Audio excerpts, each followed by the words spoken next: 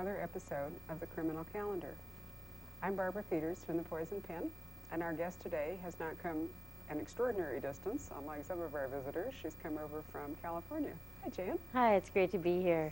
Well, we've had a busy day already doing a library fundraiser out in Litchfield, Yes. which I felt was halfway back to California.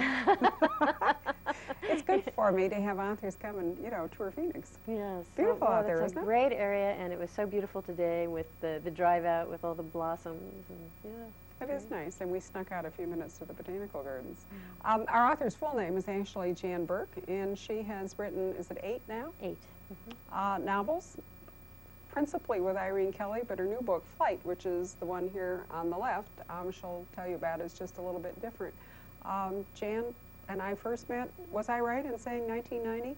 93, I think, when the first book came out. Was it? Yeah, so it was either that or maybe just the year before. I was trying to think if we met, it may have been 92, somewhere in there.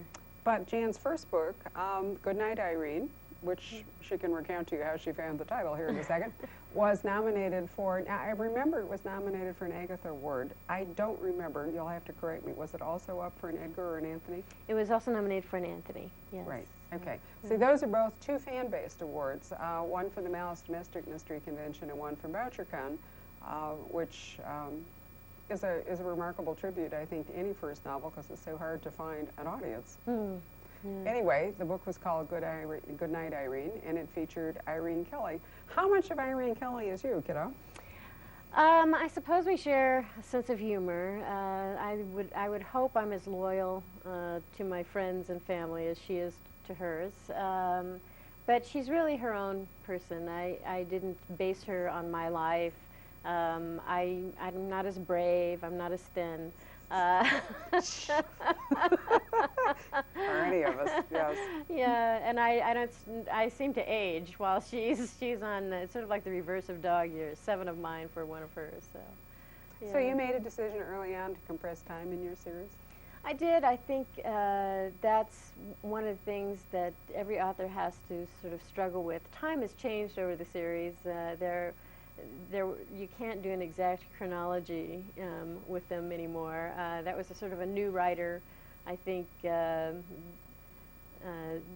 due to my inexperience in the first one. I kept trying to tie things into exact years, and I think that's partly because you don't realize that 8 or 9 years later you're still going to be dealing with the same set of people. But I had a crime that had taken place in the 50s, and I wanted it to be a certain amount of time that had passed since then, so that all worked out. That doesn't follow exactly anymore, and I stopped referring to precise annual, kind of dates. But I think most readers roll along with that as well. Oh, I do too. So really, over the course of the 8 books with Frank and Irene, or Irene and Frank, however you want to put this pair, you've really only, passed like 2 or 3 years? Yes, exactly. About 2.5 or 3 years, right. I've been I'm trying to envision you at 60 writing Irene who's still 36 or something. I suppose memories will come into play here. Yeah. Well, I think she's changed also as the series has gone on, and she has matured past where she was in Goodnight, Irene due to the events that have happened in the book. She's not the kind of character that you get, and I don't find anything wrong with this, but some mysteries are written with a sort of static character who's always the same age, always lives the same life no matter what occurs from book to book. There's no impact. The next book, there's not even a memory of what went before.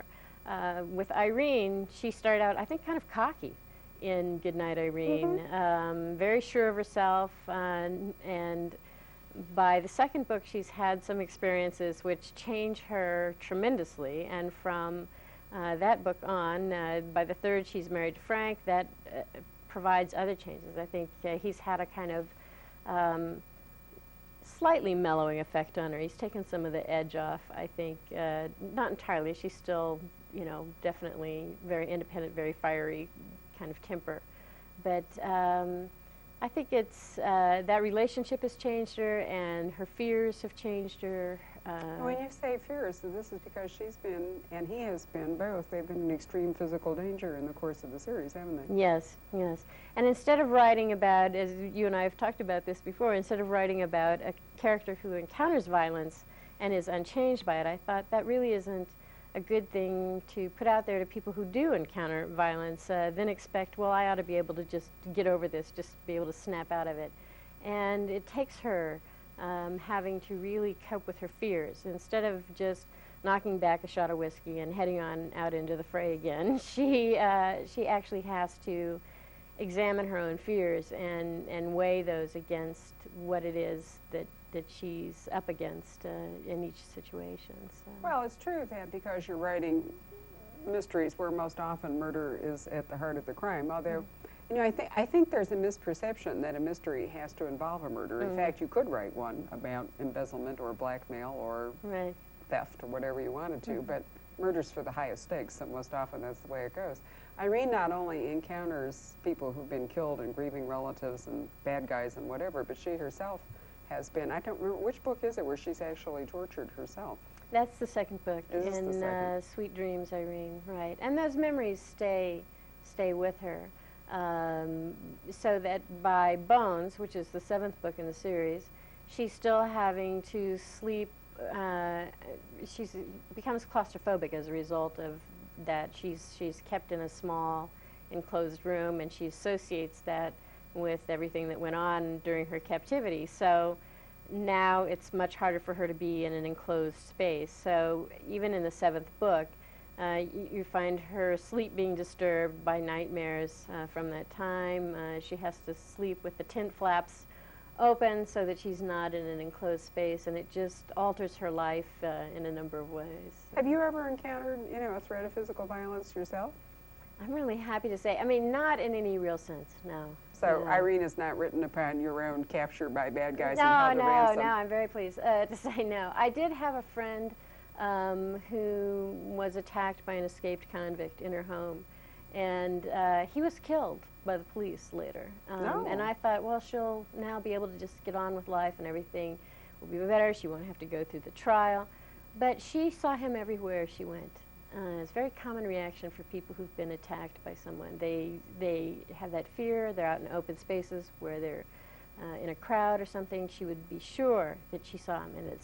And while on a rational level, I mean, she wasn't crazy. She knew that this was not, you know, real or whatever, but the panic would still be there.